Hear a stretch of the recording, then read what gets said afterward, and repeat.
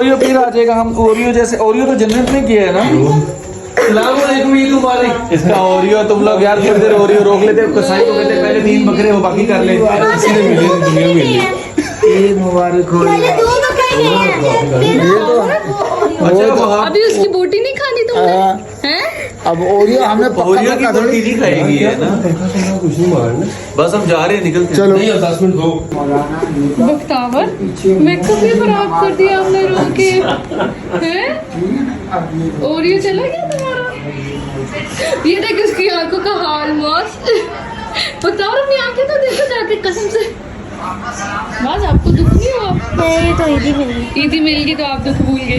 नहीं आपको तो बकरों से बहुत मैं दिखावा थोड़ी ना करता हूँ। आपको तो बकरों से बहुत ये प्यार मैं दिखावा नहीं करता रोक। तो मैं खुश हूँ क्योंकि हमने कुर्बानी कुर्बानी तो अल्लाह के लिए और इब्राहिम अलैहिस्सलाम ने हजरत वो अपने बेटे को ही कुर्बान बेटे को कुर्बान कर दिया था अल्लाह की खातिर। आपने अल्लाह की खातिर ओरियो को समझा था, स्वाब ऑफ टावर को मिला है क्योंकि सबसे ज्यादा दिल